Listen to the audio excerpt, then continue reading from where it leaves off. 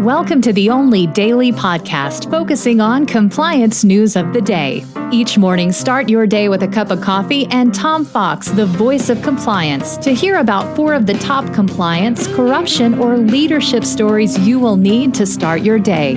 The Daily Compliance News is a production of the Compliance Podcast Network.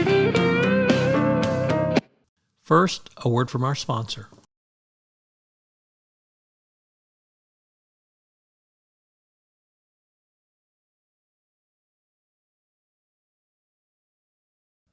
The Daily Compliance News for August 23, 2022, the Royal Pardon Edition.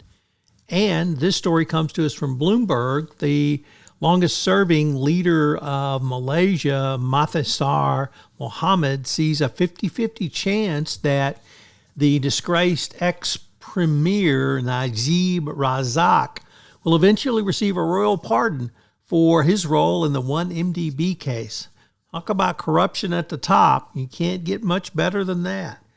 Too bad the United States doesn't have a king, at least a corrupt king, that Donald Trump could apply to, because, boy, he could sure use a royal pardon about now.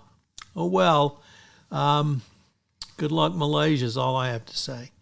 We have another story, which comes from Irani International, another first-time contributor to the Daily Compliance News, and that's the Teheran Stock Exchange has suspended the largest steelmaker in Iran following a scathing parliamentary report about an alleged $3 billion corruption case.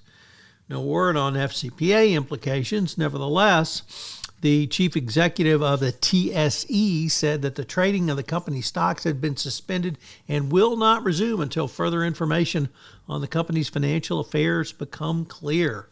So, looks like either the Iranians heard the Daily Compliance News, that I'm shocked to find there's corruption in that part of the world, or they actually decided to do something about it. I'll leave that one up to you.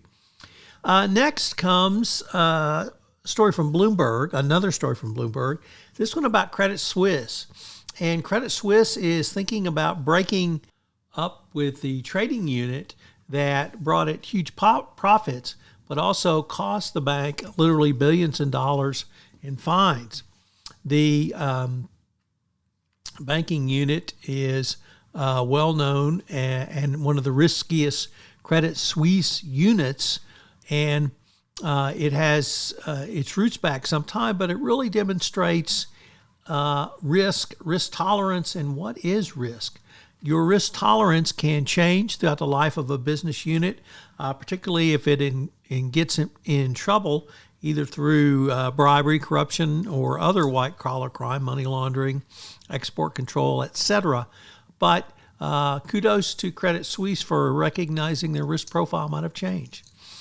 And our last story comes to us from the HuffPost, a not often cited source in the Daily Compliance News, but it is from Michael Cohen, who has become quite the commentator on all things Trump, and he predicts that the flipping of witnesses and potential defendants will start as he says, quote, they don't want to spend 15 years on Rikers Island, end quote.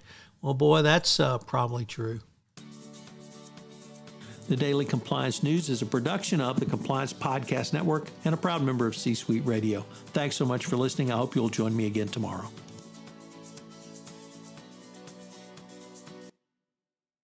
This podcast is a part of the C-Suite Radio Network.